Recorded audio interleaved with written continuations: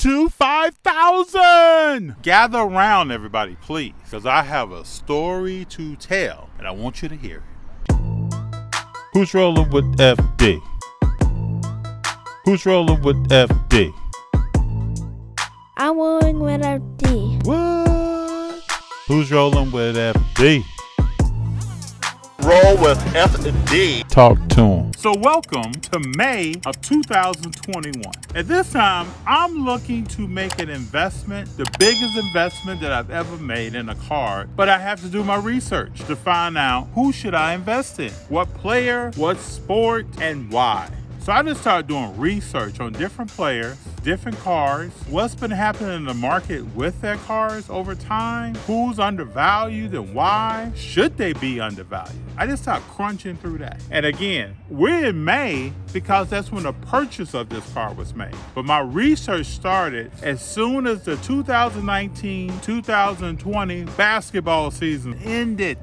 So you know I'm talking about basketball. And this is where I put my focus because the market at the time, basketball cards were overperforming any other cards in the market. And at the time, I'm telling you all this, I'm thinking there's going to be a dip in the market at some point. Card prices cannot continue to grow at the rates they've been growing in. At least it has, in my mind, at least it had to slow down or there had to be a negative turn. So I started looking at different players. I started looking at their card prices. What am I seeing? A lot of these card prices were out of my range, or I saw they had grown and matured in a way that how much more room was still on these cards.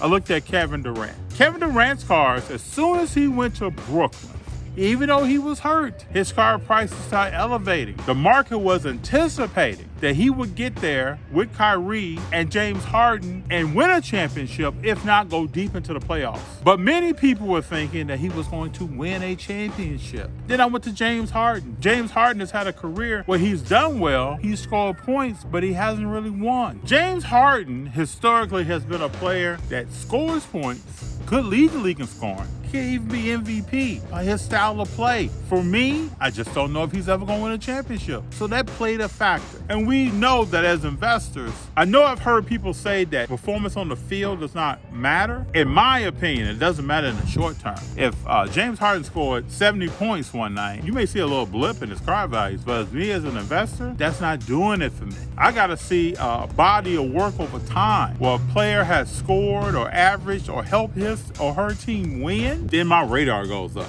I started looking at that player as an investment. Then I started tracking them. Michael Jeffrey Jordan. He has some great cards, but a lot of cards that I was looking at, I'm looking at what are the influential rookie cards that I could invest in. Michael Jordan's rookie cards have taken off. Ever since the Last Dance documentary came out, his cards have taken off. And some people say that's a fluke. Like, you know, that documentary will happen, but others may not affect cards in the future the same way. But I just started focusing in on Michael Jordan and what are his cards doing. His cards are great investments for people, but they were a little bit out of my price range. At the beginning of my research, I thought, where are some other places other than cards so I could put money and see growth? Now, let me show you what I looked at, the analytics and the growth rates of different investment types. Some of this may surprise some of y'all. Some of this may not. You may say, hey, I knew that. I wouldn't put my money there either. Well, let's walk through it right now. So let's continue to walk and talk. So now we talked about athletes. Let's talk about the real work that went into making this investment. Again, the biggest card that I've ever purchased in my collecting career of anything, really. The first work is you gotta put the work in. You gotta do the research and understand how you invest your money and why. I didn't go into this blindly. I didn't say, I'm just gonna pick that card and buy that card. There was a rationale and a strategy and a reason why. And so I wanna walk you through this. So going back years ago, that's some money in the fund. And that money has grown for a long period of time. And I started looking at what are the return rates on those dollars that I have invested in the fund, and can I get a better return rate through another resource? And that's how this initially started. I wasn't thinking about anything else. Where can I put my dollars to get more for them than what they have historically been? Because markets have changed, people. How you invest your money and where you put it and what you're doing with it. We all know out there. I know you know. Everything has changed. So I had to start thinking critically about what am I doing? And this is how it all kicked off. So I looked at historic values on different markets and different rates of return. And let me read some of this to you. FD's about to get analytical, y'all. The stock market, since 1926, people, has delivered somewhere between a 10 and a 12% return. Now, we know there are some stocks that have tanked. There are some stocks that are doing above and beyond 13%. But on average, that's what the stock market delivers. Bonds are between 5% and 6% return rate. We all know who have studied bonds. That's a long-term safe investment. You put your money in bonds. So that's why it delivers a lower return rate. Mutual funds delivers roughly around 10%. Again, there are some that are more aggressive that may deliver more than that. There are some less aggressive that may deliver less than that. But that's an average. A savings account, we might as well not even talk about it. Dollars put into a savings account over time are nearly the same dollars that you put in, but those dollars are worth less. So saying all that is to say that I had funds in an account that was delivering for me a 13% return a year, and it was kind of aggressive to get to that 13%. It was something that I checked in on over time to make adjustments and tweak to make sure I'm trying to get the most bang for my buck for a long-term investment. So I took it a step farther. Now, I want you to think FD didn't put in his work now, because it took me about 80 to 100 hours of research on cards, research on different markets, sitting down and talking to people to understand where did I want to put my dollars. And part of that research was sitting down and talking with an investment advisor. That's right, an investment advisor. So I took myself into an office one day, made an appointment first, sat down and talked about my fund, how aggressive could we get, what do we want to invest in the future to drive that interest rate up. And my advisor said, is there anything else that you're thinking about you want to put your dollars in? And that one question, people, started a whole conversation that day in the office. And I started talking about the hobby and investing in sports collectibles, mainly sports cards. And then my advisor was an individual, like a lot of people in the hobby, that collected as a young child in their young life and knew exactly what I was talking about. They had read some articles on how the sports card industry has really taken off with values.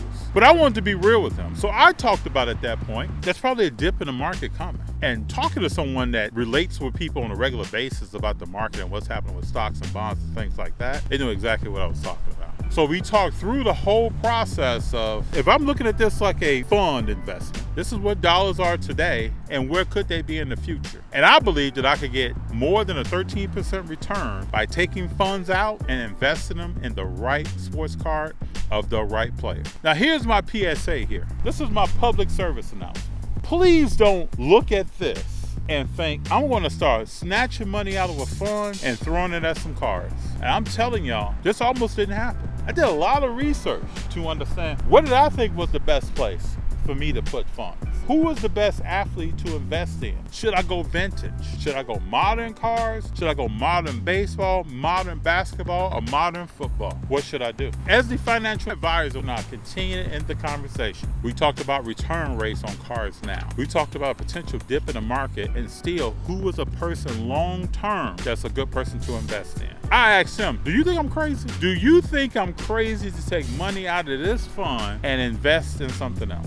An individual told me, no, I don't think you're crazy. Looked me right in my face. I think it's probably something that's pretty smart to do at this time. It's unique for someone to come in and make this request to do this, but people are pulling money out of funds right now to reinvest in property, buildings, and other things to ensure that their investment is protected in the long run. So at the end of the day, no, FD, I don't think it's crazy that you're doing this. I left that office that day. I continue to go back home. I can't reiterate this enough, and do more research to understand what should I invest in. I knew the funds were there. I knew the whole process of taking those funds out. But should I ever do that? Or should I take the safe route and allow this to continue to roll the way it's rolling? And then at the end, years from now, I'll see what I have in the fund. I couldn't roll like that.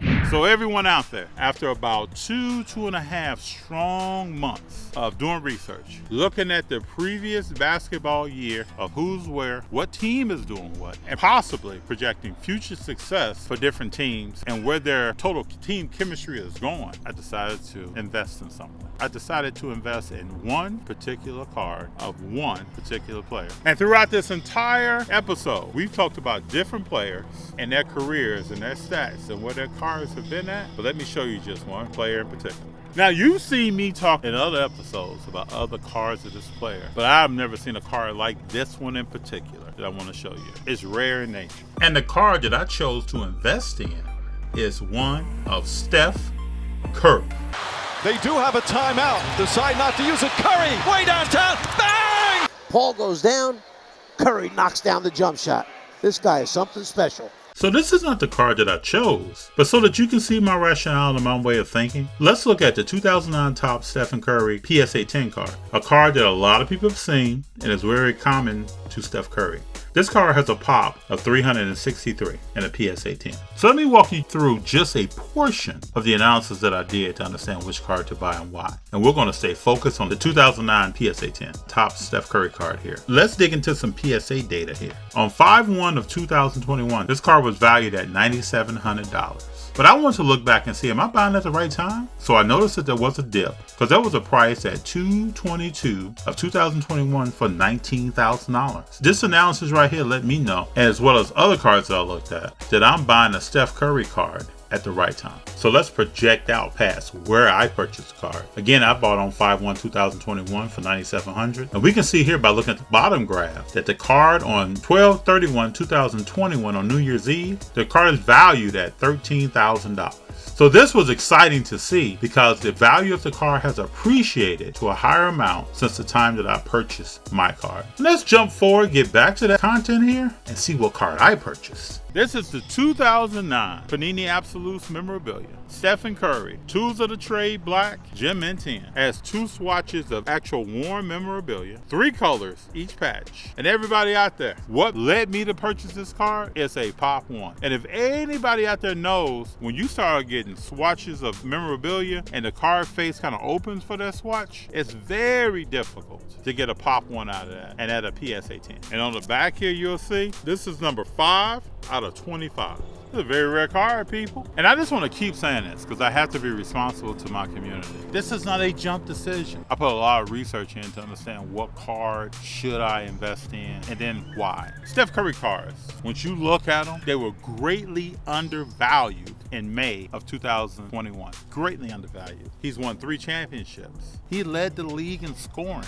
I think it was a good learning opportunity for Steph to be on a team that was not performing well and to feel that, to know what that is like. I've seen leadership from him. I've seen things from him that will lead me to believe that he has a lot more to do and good work to do on the court in his career long term. And that's what made me pick this card. Something for the future here, people. And when I say this is the largest investment I've ever made, this is a 5-figure card. The card that I purchased is a Pop 1 card, PSA 10. I paid $21,500 for it in May of 2021. I want you all to leave in the comments what you think this card is worth today. Again, the biggest investment I've made.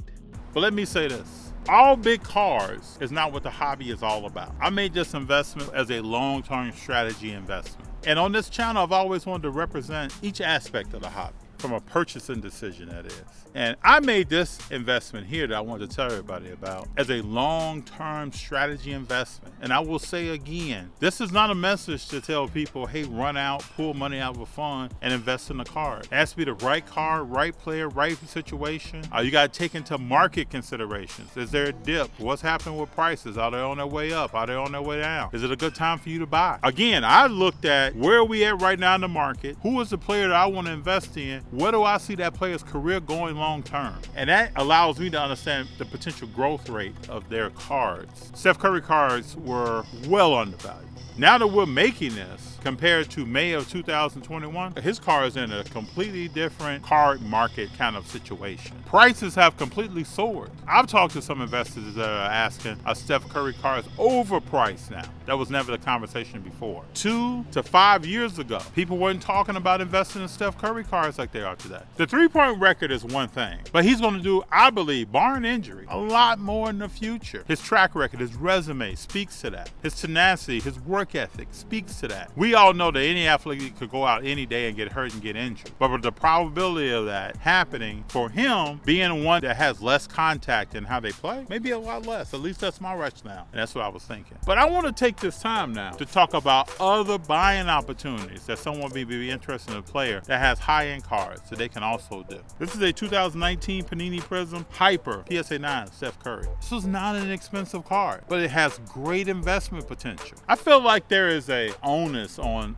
someone that's out here creating content in the community to talk about everything that can happen when it comes to cards, and that's what I want to do. This is a green Prism Steph Curry. Nice card. Again, not expensive. A little slightly off center, but still a great card. This card right here came off eBay. The card previous to this one here, was purchased at a show. There are different ways where you can go about getting cards, but this is a special one for me because it has a story, right? This is a 2020 Panini Prism Steph Curry Silver. Now let me tell you this, and everybody knows out there about PWEs. Those are plain white envelopes. I purchased this on eBay for about $12.50. Still a very special card to me. The seller put this in a plain white envelope, just like this. I added the painter's tape up top to stabilize the card. There was nothing up top in the envelope. They slid this into an envelope, sent it to me. When I pulled it out of the envelope, luckily it had not been bent or anything in the shipping process, but the card was about 15% outside. It had shifted. It was outside of the top loader. It's a great card though, but it definitely has a story. And I want people to know out there that you can be a collector of cards that have large dollar amounts. You can be collectors of cards that have medium to small dollar amounts. Those are still good cards. So keep in mind as collectors out there, I've showed you some base level cards and some variations. There are people saying that base level cards and variations of those cards are trash. Like Michael Jackson said, come on, everyone in earsight. There's a dip in the hobby. There's a dip in the market. There have been dips historically. Now, it may not have been a dip like that we have experienced now. I will admit that. But if you talk to anybody that's been collecting cards for 15 to 20 years, they'll tell you we've seen downturns in the market before. As a collector, it's telling me to be extremely focused on who I'm investing in and why, for myself. Not to really go tell anybody else, but for myself. I scrutinize a $5 card, people, all the time. So I scrutinize every card. And in this dip, I'm probably scrutinizing them even more and more about what I want to buy and why I want to buy it. So I want to close with this. I talked about this card today and the decision-making process I went through, but please know, I could have never purchased this card if I first didn't purchase cards like this. This is where it's at. This is where people get started in the hobby. This is where you start to understand what cards are really all about. You can still make great investments here. Again, I paid about $12.50 for this. If this card in the future is worth $40, I won. This is what it's all about. We gravitate, I think, as people to large dollar amounts and things that make a big noise and have a big splash. But this is the core of everything to me. And I still am rigorous about these cards and putting the research in. Now, this is a silver of Steph Curry. This is not a silver of just any player. So I'm still putting the same due diligence in and why I'm buying a card like this, and who is the player on it, and where they're going, and likability of the player. Steph Curry has a strong likability. His likability right now is better than LeBron James. We'll see how that goes over time, but these are all the factors that I look at in buying a card. It's very important. I can't get to this in my collecting history if I don't first understand this and what's happening with it. And even when I am at this, and there are cards bigger than this, I'm still all about this when I see them. I'm FD. Peace. Right. So you all may say, FD, you going through all this trouble. You're trying to find out what's the best card to invest in and where to put your money. But the reason we all know is because of my little guy. So a card like this that we talked about today of Steph Curry, this is a card for my little guy here. Today, he's not even thinking about this. But at one point, he's going to be thinking about, hey, Dad, thanks for buying that Steph Curry card. Right, my man? Yeah. See y'all later. Yeah. What's this?